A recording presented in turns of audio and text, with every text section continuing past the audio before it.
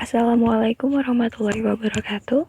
Pada kesempatan kali ini saya Frida Sulistianing Tias dan juga rekan saya Salsabila Aulia Widyasmara akan mempresentasikan review tentang effects of separating commercial and investment banking, evidence from the dissolution of a joint venture investment bank.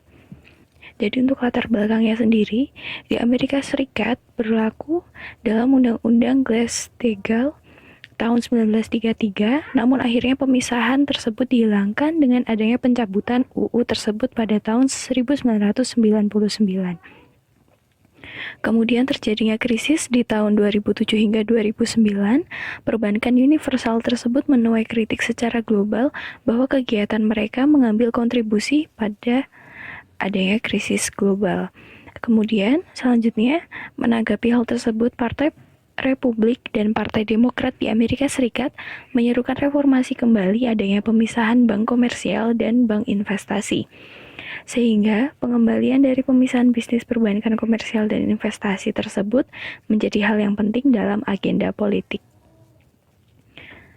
Selanjutnya, studi ini diadaptasikan dengan kejadian yang unik pada dasar underwriting di Jepang, yaitu pembubaran sekuritas Daiwa SMBC.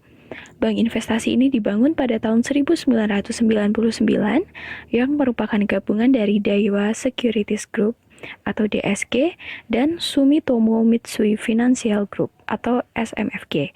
Analogi inilah yang bisa merefleksikan apa yang terjadi terhadap bank komersial dan investasi Amerika Serikat apabila terjadi pemulihan pemisahan antara kedua perbankan tersebut.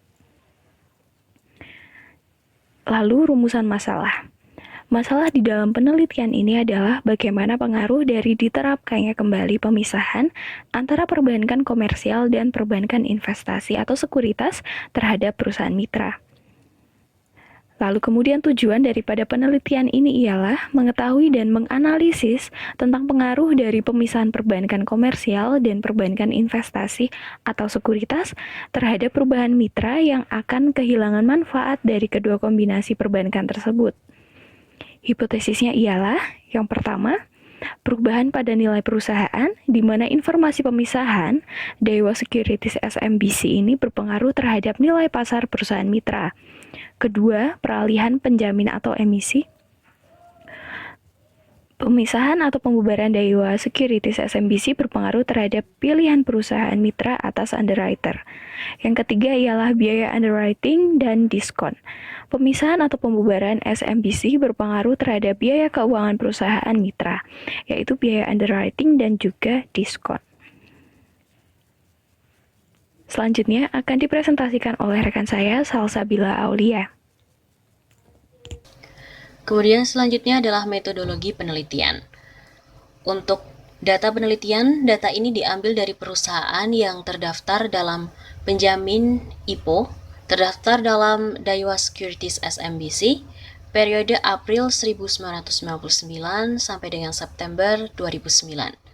Kemudian penelitian dari data ini menggunakan data sekunder, dengan sampel yang dipilih menggunakan teknik purposive sampling dengan beberapa kriteria, yaitu yang pertama, sampel dibatasi pada perusahaan di mana sahamnya juga diperdagangkan di Tokyo Exchange Stock, Nasdaq, ataupun Hercules saat berita pemisahan dari SMBC ini diterbitkan. Kemudian yang kedua, perusahaan juga dibatasi di mana perusahaan tidak kehilangan returnnya paling tidak 120 hari efektif trading selama 180 hari periode estimasi serta returnnya yang tidak hilang tersebut pada semua hari efektif trading selama 3 kali periode.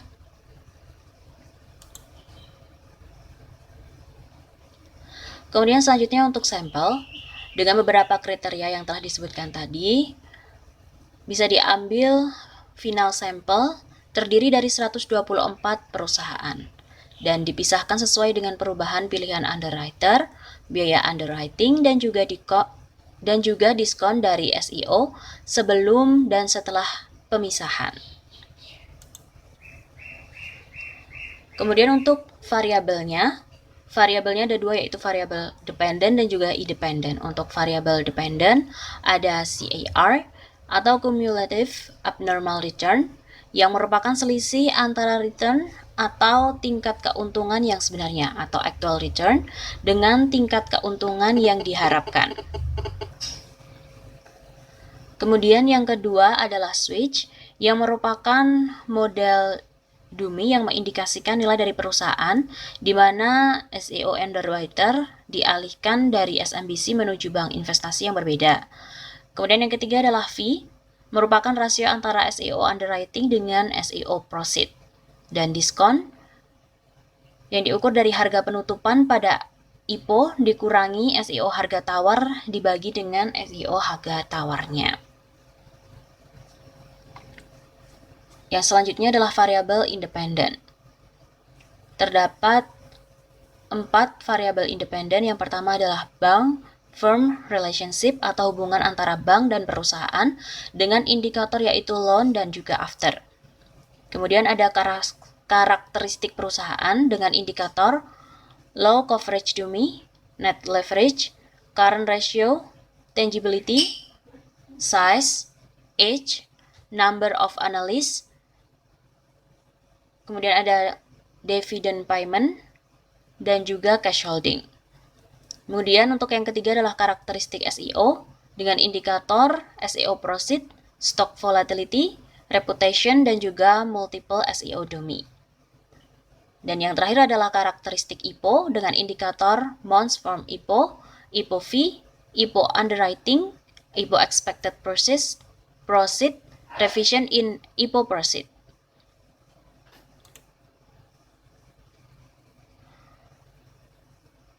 Dari artikel tersebut, hasil penelitiannya adalah yang pertama,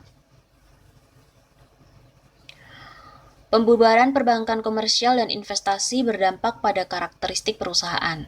Nilai pasar menurun dengan tajam karena informasi yang abu-abu atau buram, di mana terdapat kemungkinan adanya keuntungan yang diperoleh dari kombinasi antara layanan pinjaman dan juga underwriting.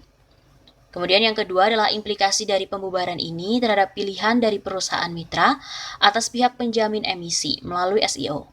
Hasilnya menunjukkan bahwa Daiwa Securities SMBC menghalangi perusahaan mitra untuk mengalihkan pihak penjamin emisi, akan tetapi efek tersebut akan hilang setelah terjadi pembubaran. Kemudian yang ketiga, terjadinya pemisahan penutupan pinjaman terjadi dengan SEO diskon yang lebih rendah dari perusahaan mitra lainnya. Sehingga dapat disimpulkan, terdapat bukti bahwa perusahaan mitra akan kehilangan keuntungan dari kedua layanan kombinasi pinjaman dan juga underwriting jika terjadi pemisahan antara perbankan komersial dan juga perbankan investasi. Kemudian ada pula terbukti bahwa terdapat kepentingan atau agenda politik atas pemisahan bank komersial dan juga bank investasi. Untuk keterbatasan dari penelitian serta review dan juga kritik dari kelompok kami, yang pertama adalah teori yang digunakan belum disertakan. Hanya penjelasan variabel dan juga latar belakang yang ditulis oleh peneliti secara jelas. Kemudian yang kedua, model penelitian belum disertakan secara jelas dengan menggunakan hipotesis yang tersirat di dalam penelitian, sehingga membuat reviewer yang belum terbiasa harus lebih teliti. Kemudian yang ketiga adalah di dalam kesimpulan dijelaskan adanya pengaruh dan juga kepentingan pemisahan antara perbankan komersial dengan investasi terhadap agenda politik. Namun belum dijelaskan indikator pengukuran agenda politik tersebut melalui variabel apa, karena semua variabel independen mengacu pada indikator pengukuran keuangan perusahaan. Sekian presentasi dari kami.